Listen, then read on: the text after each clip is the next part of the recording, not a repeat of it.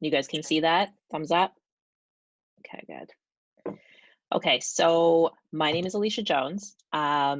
This is my office in my house, and I am a brand strategist and content marketing strategist. I also own AJ Creative. So, what we do there is we do everything from brand design to web design and kind of everything in between to make your digital presence work for you so that you can actually generate revenue and create efficiency for your business.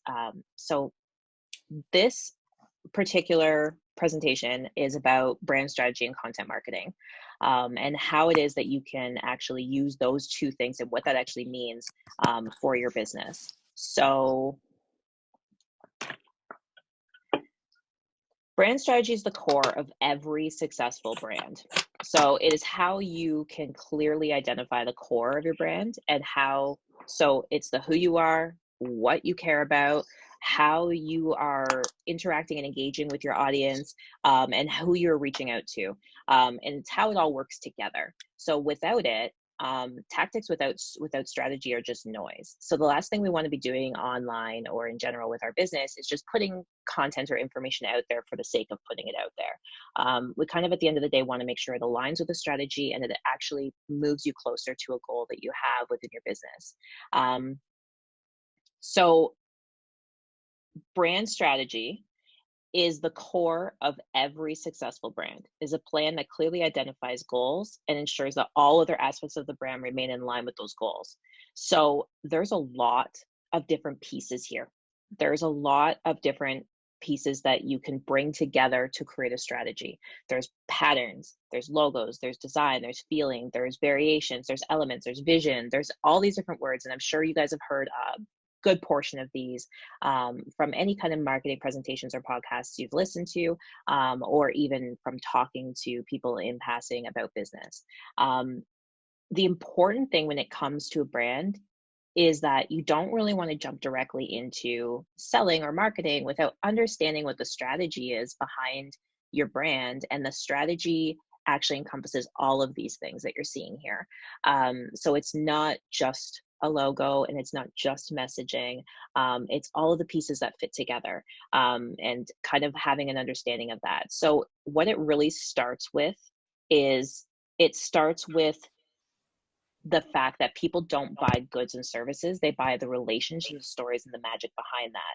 So every communication that you're having with a buyer, it should relate back to influencing them or motivating them to propel them to understand what the benefit is of your product or your service. So you really want to make sure when you're starting off with your brand that you're really clearly defining what that benefit is. What is the why behind your brand and the business that you're doing? What problem do you solve for people, and how do you make sure that that problem that you're solving is consistently communicated the same way for people so that they understand that it's for them and they feel a sense of belonging with your brand. So here's an example. Here's 2 glasses of Coke, or we would assume Coke. Now, when you first look at them, it's impossible to kind of choose A or B because they look exactly the messaging. Then the one on the left is refresh the world, make a difference. The one on the right is for the love of it. When you first look at these two, the one on the left has a very clear social impact, which means that they are actually within their tagline saying what impact they are having on the world with this drink. And the one on the right seems to be more about the product, and it actually is. It's a celebratory statement about the product itself. So what they've done here is they're kind of catering to the customer's values, and they're saying that on the left, this product might be for people who have a worldview and who appreciate making difference in the world, and the one on the right might be for people who are more interested in just having a really delicious drink. So the one on the left is Coke, the one on the right is Pepsi. So as soon as you have those two different brands associated to them, it starts to become a little easier to choose. And most people don't understand why that is. The reason is because associated to each brand is a strategy and a messaging system, a look, a feel, and some kind of relatability to some audience. And that audience is generally quite targeted. And over time, with brands that become very global and national and very large, the audience scales and gets bigger as it goes. So people don't buy what you do, they buy why you do it. So buying is actually an emotional decision. When people part with their money, they want to know that they're serving their own values and their own needs by doing so. So the needs and values are different for every person. This goes beyond just letting someone know what the specific features of a product are. So we've got, again, a diagram here. We've got two different iPads or iPods. The one on the left, which I'm saying iPod, that's a brand, but they're two different MP3 players, I should say. The one on the left says storage for 1 GB MP3s. The one on the right says storage for 1 GB MP3s. They say exactly the same thing. That is the feature of those products. They both have the exact same feature. So there's tons of products and services out there that have the same features. So a feature may just be that it has 10 hours of battery life, compact size, color options, or in the case of a service, maybe they have weekend hours, or they have therapists on staff or specialists or treatment plans. They all may have the same features. But now let's say that we change this up a little bit. And the one on the right instead says it has 1,000 songs in your pocket. So now we've changed the way that we're telling people about this product. We're now stating it as this is the benefit. You get 1,000 songs right in your pocket. So making sure that you're stating the benefits of working with you or selling your product is really important at the end of the day to make sure that people understand that it's for them and they can relate to it quickly and they can pick it up and they can say, this is for me, or they can see you online and contact you right away and say, you're the person I need to talk to. I know you're the person I need to talk to because you said the benefit and that's what I'm trying to solve for myself. So maybe you're trying to solve carrying around songs in your pocket. So this is how you would be able to tell that this is what you are looking for. So just because you know why your product will make the ideal customer's life better doesn't mean that they do. You just need to make sure that while communicating it, you're talking about the benefits as opposed to talking about the features. So brand messaging really comes down to your value proposition statement, your brand voice and tone coming together, and the two of them combined creates your brand message. So the value proposition statement is the value your business promises to deliver to its customers, and it summarizes why a customer should buy a product or use a service. The brand voice describes how your brand communicates with the audience and thus influences them to perceive the message. So it's the tone and voice that represents the brand's personality. Combining these two is critical to make a clear brand message. So we want to make sure the value is clear and that the way it's communicated, the tone and voice associated to that, it's actually clear as well and consistent, and then bring those two together. So somebody actually said something to me recently about brand voice and tone that I really resonated, which is even as children, we're used to a form of consistency. So we're either used to a schedule or we're used to somebody communicating with us in a very consistent way. As soon as that consistent form of communication breaks, so you talk to them in a nice, calm manner, and then one day you're yelling at them. As soon as it breaks, it catches their attention and they don't understand what's happened. Nobody likes that sudden influx of inconsistency. So the important thing with your brand is that you have a very clear voice and messaging system that you can stick to and keep consistent for people so that they know what is coming and they can understand that this is for them, and it creates that sense of belonging. So content marketing is the blueprint to support brand strategy. So brand messaging refers to the underlying value proposition and the language used. So that's what makes the buyer relate to your brand and inspires them to actually go ahead with the purchase. So once you have your brand strategy clear, creating the marketing content that comes along with it is actually quite straightforward. So it provides a clear outline of the purpose behind the words that you associate with your brand. The goal is to use your brand strategy to support your content and make sure that the marketing plan aligns with that. So this will help you ensure that you can effectively and efficiently market your business and continue to align it with your brand strategy. So the big thing that you want to make sure you're doing is that consistently as you go, you are pulling that message back through into your content, and people understand that this is the value that you bring. So people engage with content that's relevant to their needs and solves their problems. So a lot of times people hear these things about telling the story. How do you tell the story? What you want to do is make sure that you're telling the story from the perspective of how it will help somebody, and start off with the very clear problem that it solves for people so that they can read the story, but they know what they're reading to find out about. So if you start with the problem statement and you move forward into talking about the state of the world today, or the state of things as they exist, and your view of that, and then the problem that you solve and how you solve it, if you lay all of that out for somebody, that's a really clear way to structure the story, and immediately somebody can look at it and relate to it. So you want to make something that's relevant and relatable to your audience. And in order to do that, you first need to start with understanding the unique pieces of your brand and how you want to be perceived by people. Leverage your content across multiple platforms. Once you have your brand message clear, you can span it across multiple platforms online. You can do this by creating multi-purpose content. The idea would be to start with a message and then create a graphic or video that actually matches that. How you can make multi-purpose content across multiple platforms remains recognizable and remain recognizable to your loyal audience is to ensure that your brand look and feel have been very clearly defined. So that's where you start getting into brand identity design, your logo, your colors, your fonts, your textures, etc. That look and feel, when you start pulling it across multiple platforms, starts to become easily recognizable for people, and they can say, hey, oh, I follow this girl on Instagram. Oh, I recognized you also have a YouTube channel, just simply from the look and feel. Either it could be, if it's a personal brand, it could be you, your look and feel. So they're used to seeing your face, they're used to seeing what you look like.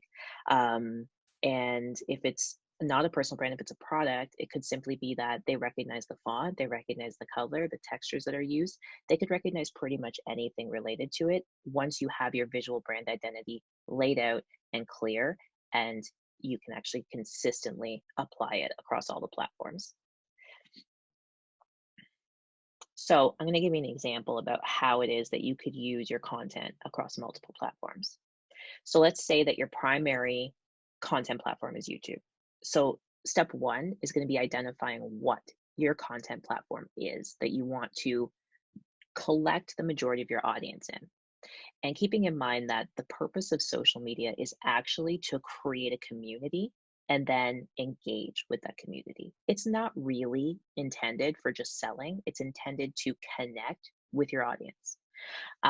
So the first step is to figure out what is the actual social platform that you want to spend most of your time on, that you want to direct most of your audience to, and gather them there. Some people choose YouTube. I've decided to choose YouTube here because it is a easy media type that I can show you and explain to you how you can make it work for you across multiple platforms. If you were to apply the same concept to, say, a graphic, you could still make it work for you in a very similar manner. So if you have a YouTube video, perhaps you then take that audio file and you crop it a little differently and you put it into a podcast. Now you have a YouTube video and you have a podcast. They both touch on the same topic. They have similar content because you've now taken a portion of the content from that YouTube video and turned it into a podcast. You now have made that content work for you in two places. The next thing would be that you're going to have a thumbnail or a graphic that sits as the cover of your YouTube video. That thumbnail or graphic is going to obviously have your brand look and feel associated to it, but it's also going to have kind of a catchy little tagline on it. That graphic that you've made, you can now use on Facebook. So you take the graphic, you put it on Facebook, and you write a little summary that goes along with it. Doesn't need to be long. And you say, hey, just to let you guys know, I have a video coming out tomorrow. The next day, you post the same video that you posted to YouTube on Facebook, but natively. That way you can make sure you're keeping the algorithm happy. The algorithm on Facebook likes it better when you actually post directly to Facebook as opposed to taking a YouTube link and sharing it onto Facebook. It will give you more circulation, it'll reach a bigger audience, and that's what you're trying to do. So the next thing you may want to do is take that same clip and now apply it to Twitter. Now, Twitter is a little more forgiving when it comes to sharing a link. You can take the link from YouTube and paste it directly into your Twitter post and drive some traffic, some additional traffic over to your YouTube. Now, if you also had a blog on your website that had a long form explanation of what that video is and the benefits of it, then what you could do is use that same graphic you already created as your feature profile picture. And now you've used the same graphic, you've got a bit of a description that goes along with it, and you could also link the video there as well. So now you've got a blog post, you've got a Twitter post, you've got a Facebook post, you've got a podcast, and you've got a YouTube video. Now, the next thing to do would be, you now have this blog post, you could easily just share it over to Pinterest. You take that same graphic that's already the featured image on that blog post and you share it over to Pinterest. People will come across it, they'll see your catchy tagline, they'll click on it, take them to the website. The website will have the video right on it. They can play the video from there, which would get you more YouTube views. And if you went one step further and you put a subscribe option right on that blog, then now you're also going to be collecting newsletter signups. Now, when it comes to Instagram, what you could do is take the audio from your podcast and you could share it up into your story. You could also take a clip from your YouTube video. You could put it as IGTV or you could put it into your story. You could easily make that content stretch across all of these platforms and more. So it really depends on how it is that you want to engage with your audience and where you want to collect them. So if your goal is to grow your audience primarily on YouTube, start there and make the content split across the other platforms. If your goal is to collect more of your audience in Instagram, then start on Instagram, create your post, create your content for Instagram, and then adapt it to each of the other platforms. So this would be a content marketing strategy. And what you are seeing here is that we took a video plus a graphic and we applied it to all of these different platforms. So I know many of you have probably heard lots of these theories and words and everything combined before. However, it is hard to see the label from inside the bottle.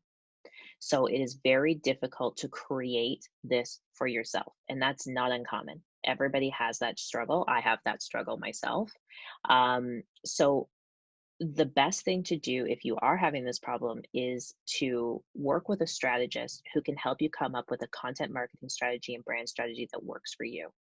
Once you have that, then you can go ahead and apply the words that have been defined, the strategy that has been defined, and you can use it across all of the platforms as you need to, and make sure that you're engaging with your audience in a way that makes you feel really good about the value that you bring.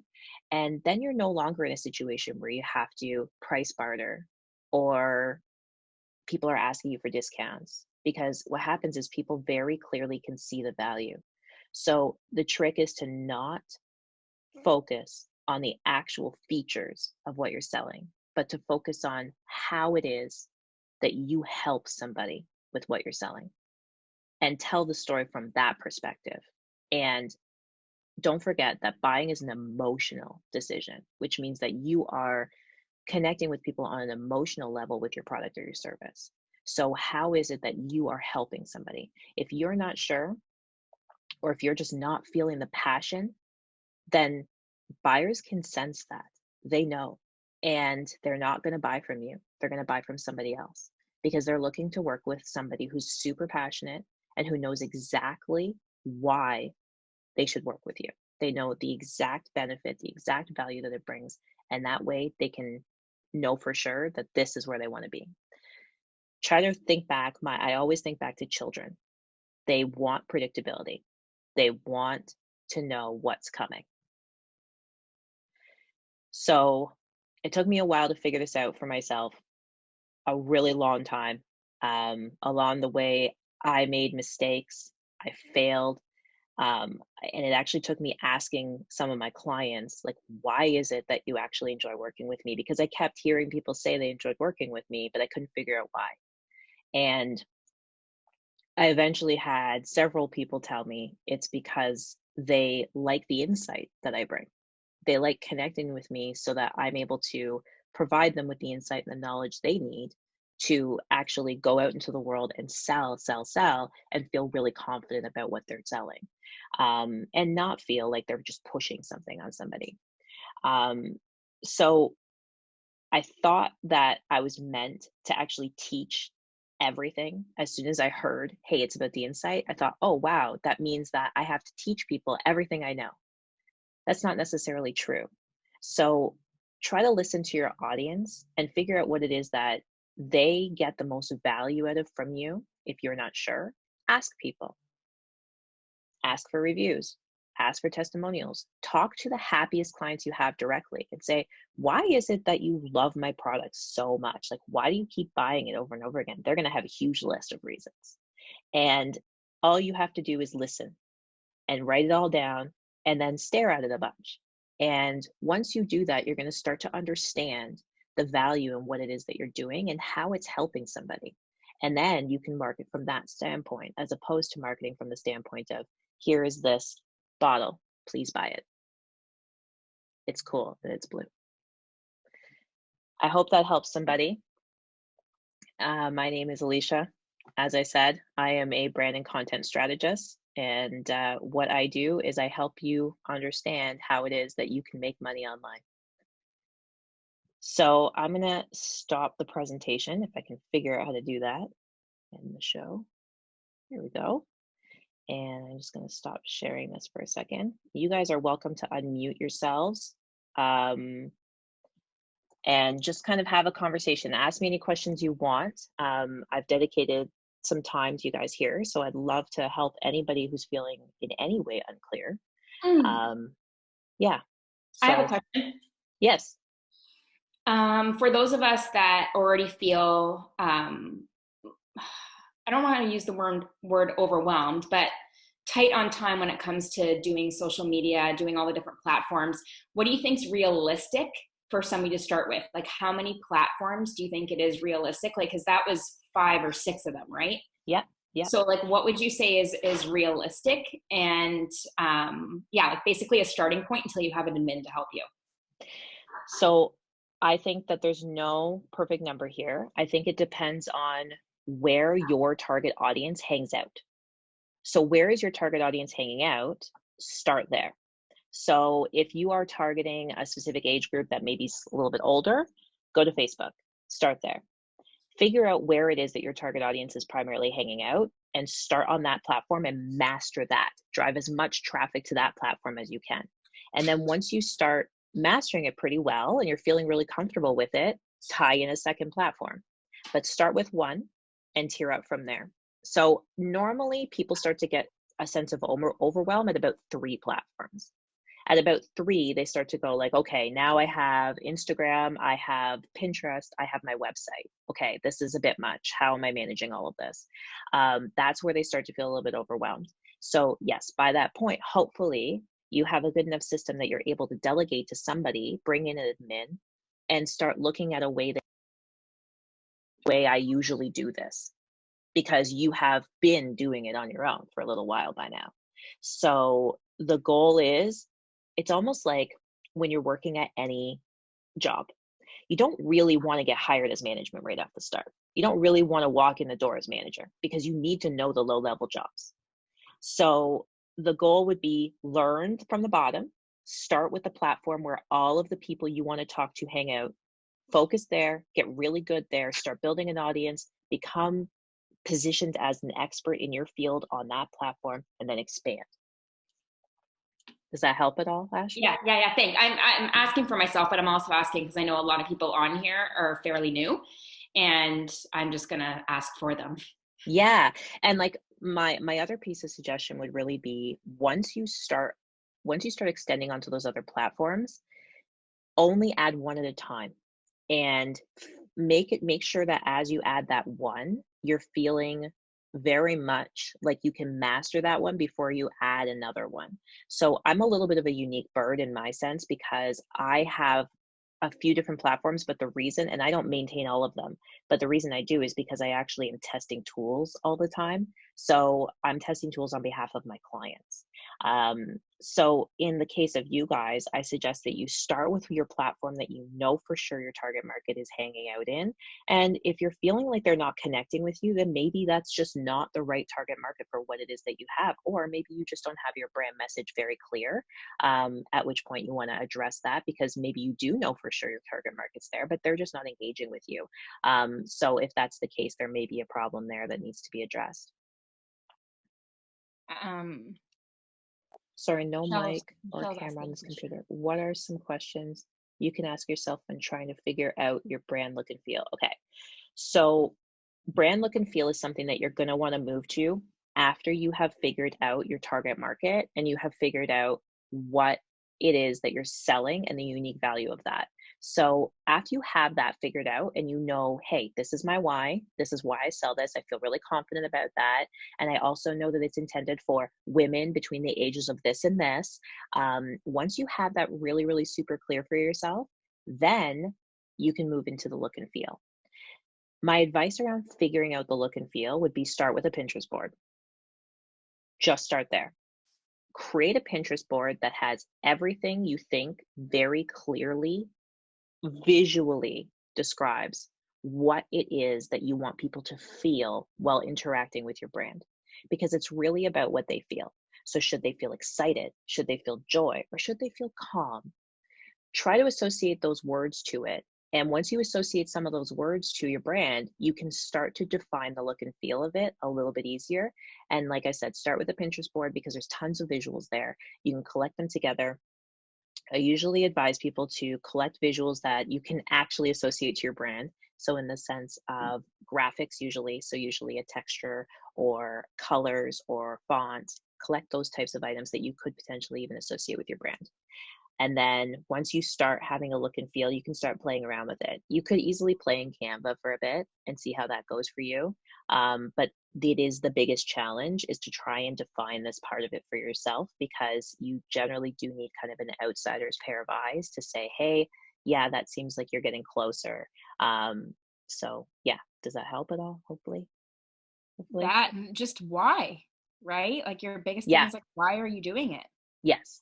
And this is actually something that unfortunately is not taught to designers in school right now. Graphic designers, or logo designers or brand designers or anything. They don't learn the why. The reason I know this is because I have a mentor and I read a lot of books. So it's something that is not taught to designers usually. So normally you're not going to get those kinds of answers just by going to a graphic designer most of the time. You're going to get those types of answers by working with somebody who's very well seasoned with strategy and marketing, and they understand to ask you those types of questions. And you can usually identify that person pretty quickly just from the questions they're asking you. And if they are not asking you certain questions, it should set off some alarms for you and say, hey, you never asked me why I'm doing this. Don't you want to know why? And that's a pretty important piece. So yeah. Any other questions at all?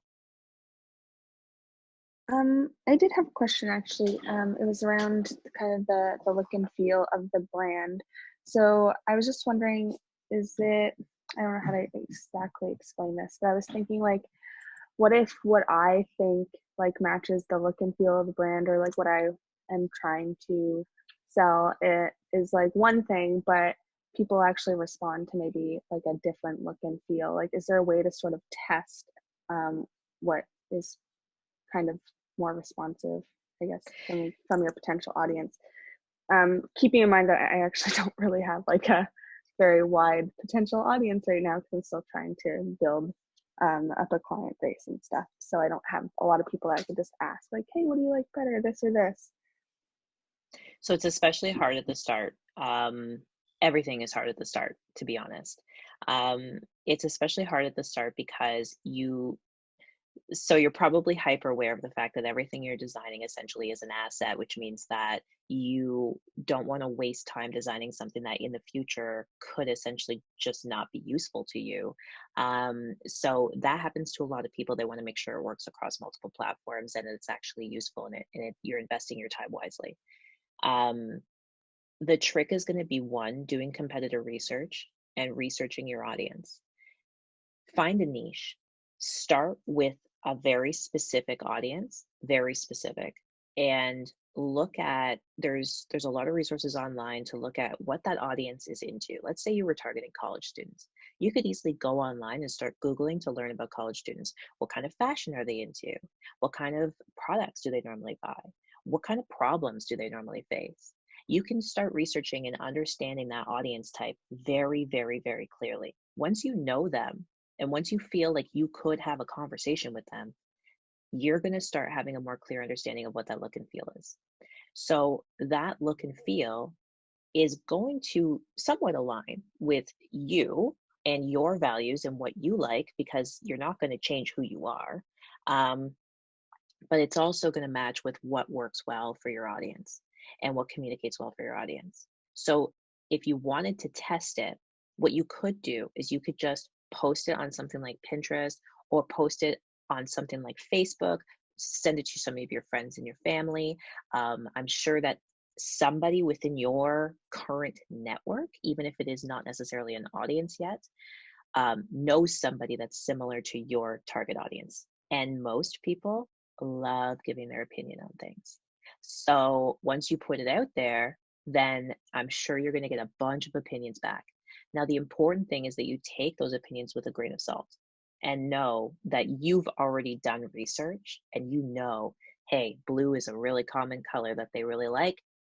I'm going to keep the blue. Even though you may not like the blue, I know that it's an important color to have in there. So make sure you've done your research first so that you can stand by the pieces that you feel really good about.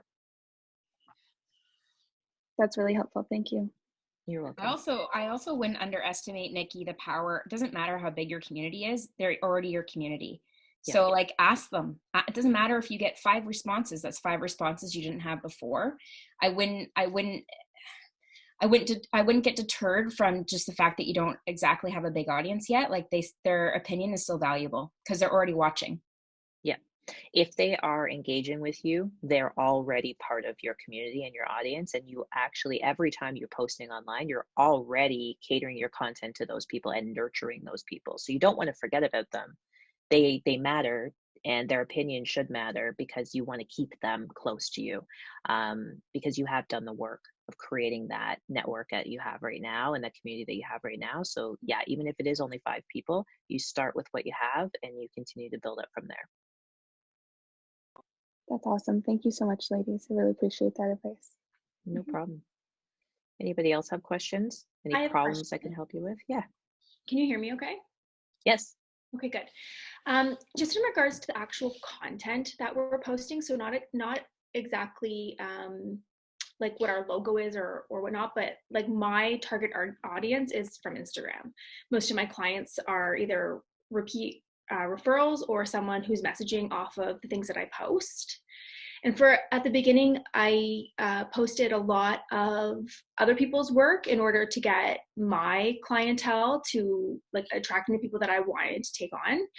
And over the last 3 years, that's changed a lot. So I'm finding now that everybody wants Jillian Harris's house. Everybody wants a white kitchen, and that's not necessarily my niche. Like I'm over it at this point. So what do you recommend in situations like that? Do I just keep continuing to post and repeat the work that I've already done?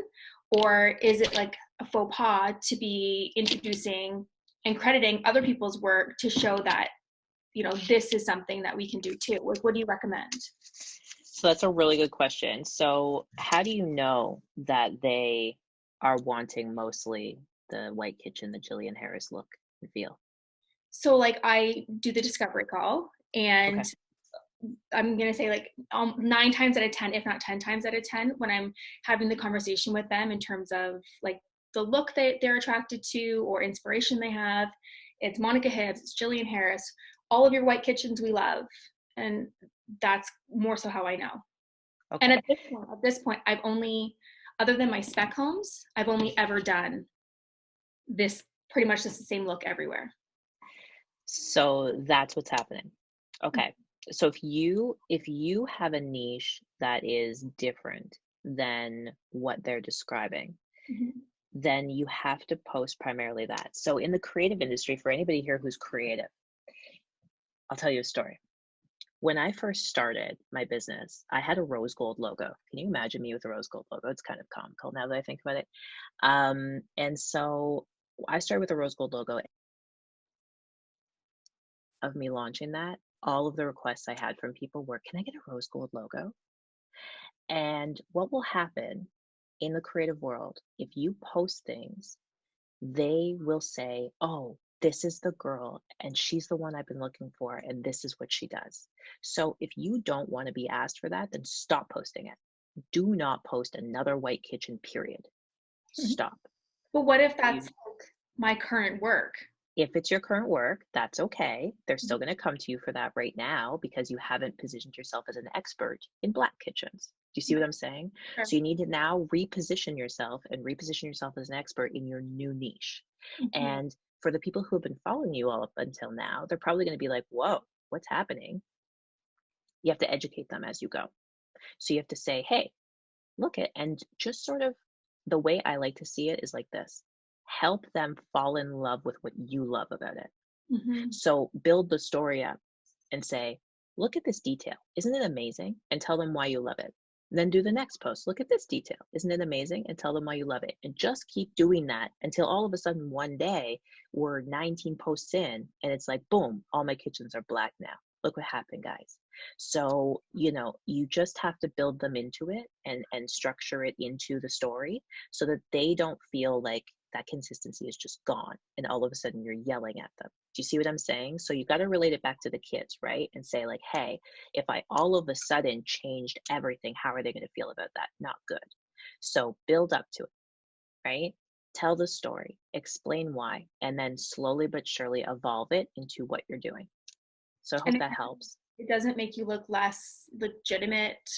That's the best word I can think of right now, that it's not my work.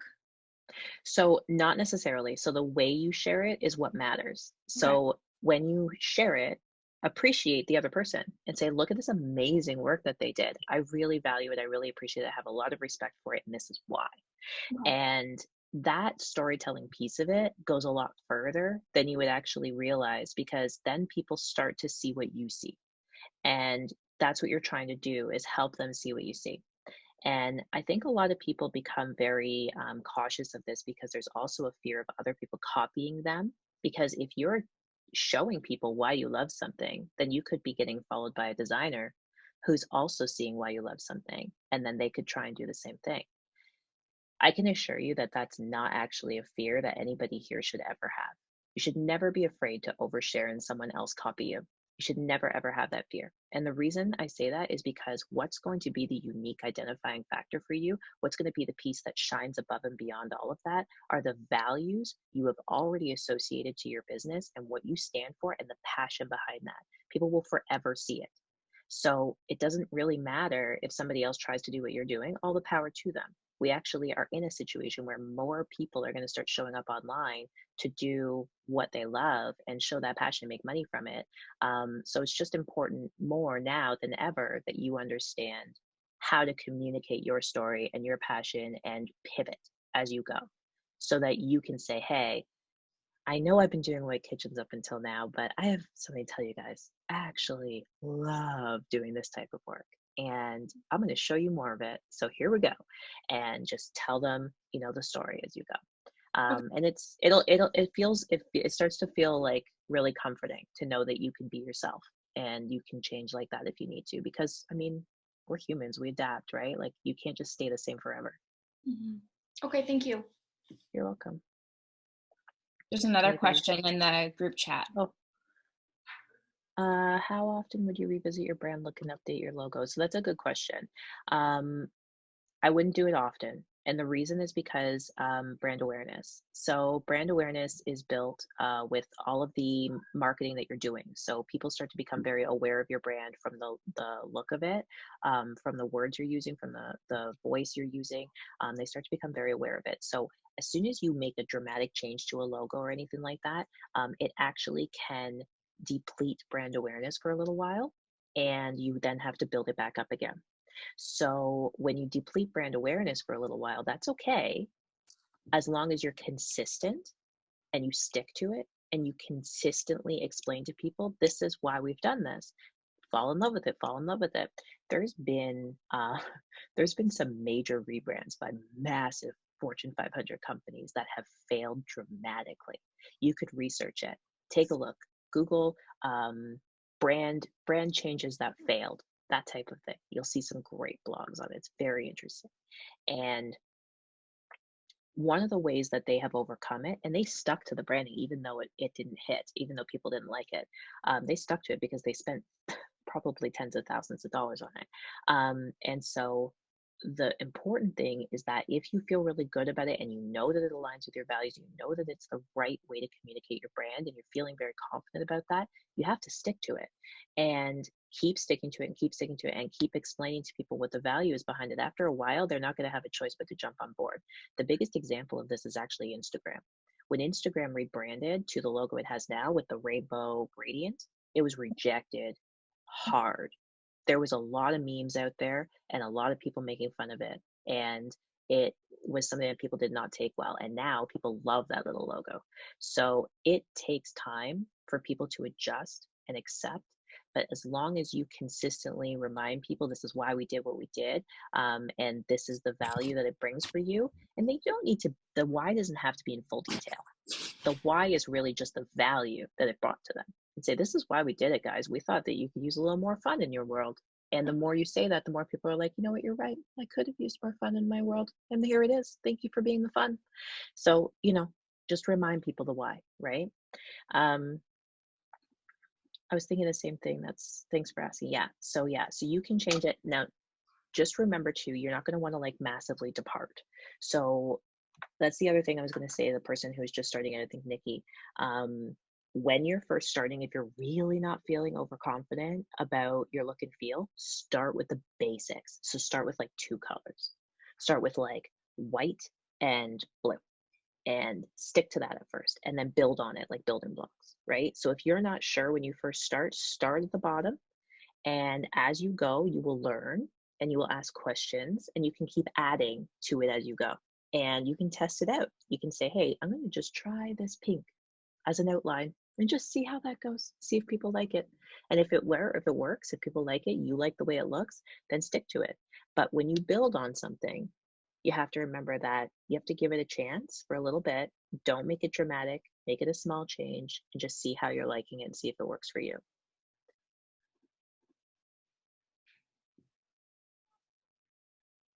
Any other questions?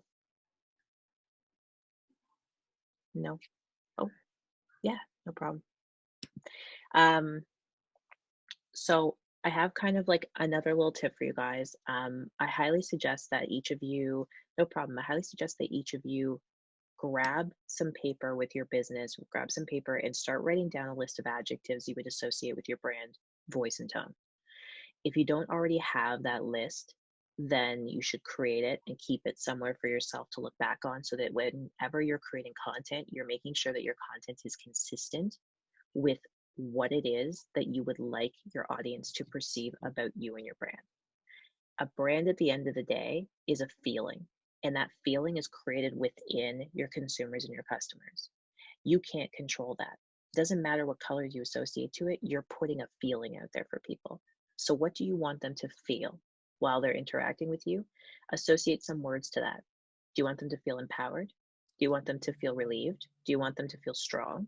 Do you want them to feel belonging? What kinds of words would you associate to your brand? So I would suggest that if any of you haven't done that yet, do it for yourself and make sure that your content consistently comes back to those adjectives, so that you can make sure you're staying within your brand's actual voice and tone that you've outlined.